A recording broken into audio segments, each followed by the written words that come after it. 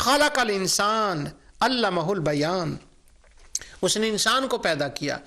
پہلے رحمان کا ذکر، پھر حضور کو قرآن پڑھانے کا ذکر، پھر انسان کو پیدا کرنے کا ذکر، اور پھر اس کو قوت بیان کرنے کا ذکر۔ واہ!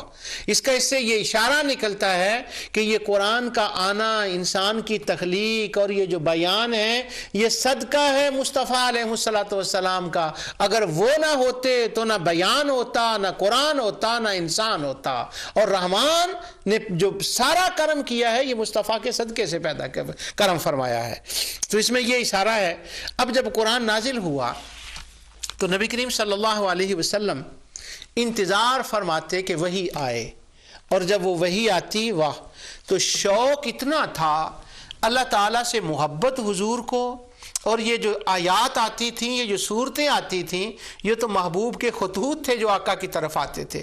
جیسے دنیا کا کوئی محب ہونا تو وہ اپنے محبوبوں کے خطوں کا انتظار کرتا ہے، تو جب اس کے محبوب کا دنیا کے اعتبار سے میں مثال دے رہا ہوں، نہیں دینی چاہیے لیکن میں شاید کسی کو اس سے سمجھ آ جائے، کسی نے خط لکھنا ہو یا ٹیلی فون آنا ہو ہمارے ماڈرن زمانے میں، یا ای میل آنی ہو یا میسج آنا ہو تو وہ انتظار، جب وہی میسج پہنچتا ہے تو وہ اپنے محبوب کے میسج کے لیے انتظار اس سے نہیں ہوتا، وہ فوراً خط کو کھولتا ہے، فوراً ای میل کو کھولتا ہے، فوراً میسج کو پڑھتا ہے۔ وہ کہتا ہے جلدی سے میں پڑھوں، لکھا کیا ہے، کیوں اتنی جلدی کیوں کر رہے ہو؟ کہ میں اس لیے جلدی کر رہا ہوں کہ یہ اس کا ہے، یہ ان کا ہے، یہ ان کی طرف سے آیا ہے، اس لیے میں جلدی کر رہا ہوں۔ تو اب قرآن آئے، وہ تو خطوط تھے اس محبوب حقیقی کے، اور آ رہے تھے مصطفیٰ کی طرف، اور لانے والے جبریل تھے۔ اب وہ جب خط آتا تو انتظار نہ ہوتا مصطفیٰ سے، وہ جلدی سے پڑھتے، پورا پڑھتے، کوشش کرتے جلدی سے میں پڑھوں کیا ہے۔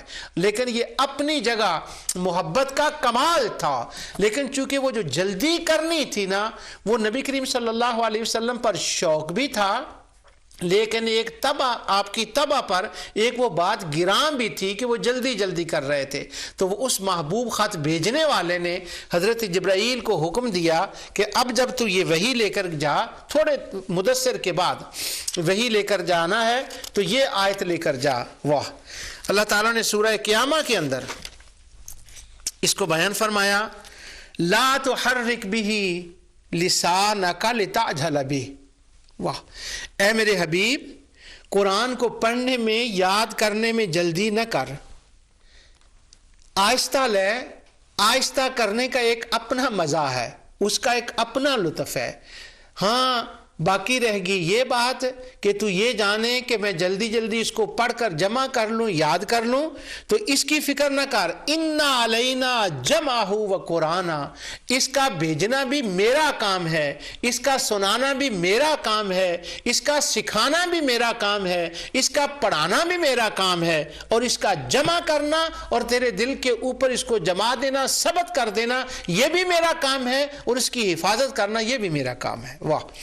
فَإِذَا قَرَأْنَاهُ فَاتَّبِعْ قُرْآنَهُ، پھر جب ہم اسے پڑھ چکیں تو آپ اس پڑھے ہوئے کی پیروی کیا کریں، یعنی پہلے سن لیں جب ہم پڑھیں یہاں، اور پھر اس کے آہستہ آہستہ اس کے پیچھے پڑھیں۔ یہاں اللہ تعالیٰ فرماتا ہے فَإِذَا قَرَأْنَاهُ، جب ہم پڑھیں۔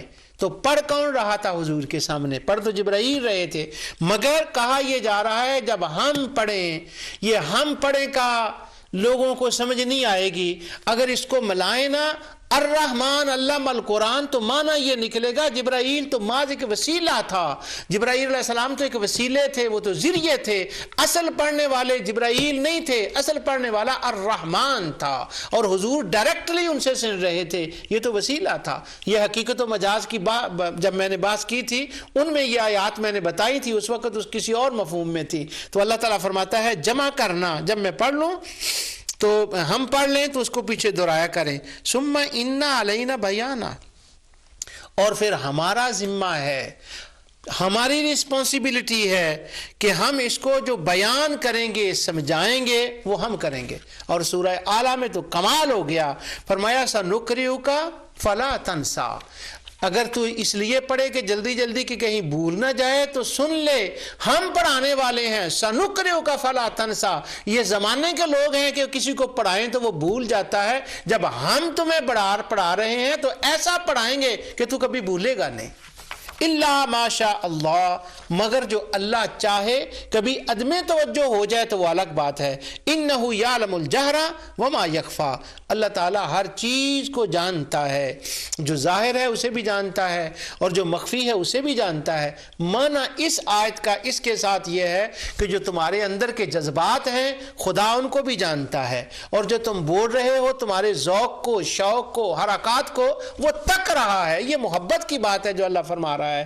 جیسے آتا ہے قرآن کریم میں کہ وہ سورہ طور کے آخر میں اللہ تعالیٰ فرماتا ہے فَإِنَّكَ بِأَعْيُنِنَا، جب تو ان حالتوں میں ہوتا ہے، طائف میں ہوتا ہے، لوگ پتھر مار رہے ہوتے ہیں، تو دین کے لیے کام کرتا ہے، کعبے میں آتا ہے تو لوگ وہ گندگی پھینک رہے ہوتے ہیں، تجھے مجنوں کہہ رہے ہوتے ہیں، اور تو ہماری خاطر یہ سب کچھ برداشت کرتا ہے۔ فَإِنَّكَ بِأَعْيُنِنَا، اے میرے حبیب ہمیں تمہیں تک رہے ہوتے ہیں۔ تو یہاں فرمایا اِنَّهُ يَعْلَمُ الْجَهْرَ وَمَا يَخْفَى، ہم تک رہے ہیں، ہم جان رہے ہیں تیری ظاہری کیفیات کو، اندر کی کیفیات کو، اور ہم یہ بھی جان رہے ہیں کہ یہ سننے والے مشرکین کیا ریئیکشن کر رہے ہیں، ظاہر ریئیکشن کیا کر رہے ہیں، ان کے اندر اگلے پلان کیا ہیں، ہم اس کو بھی جانتے ہیں۔ اور ایک تعریض یہ بھی تھی اس کے اندر کہ یہ جو کہتے ہیں نا کہ اللہ کو کیسے پتہ لگے گا کہ کہاں مر گئے، کون کہاں گیا، اللہ تعالیٰ فرماتا ہے ہم سب جانتے ہیں۔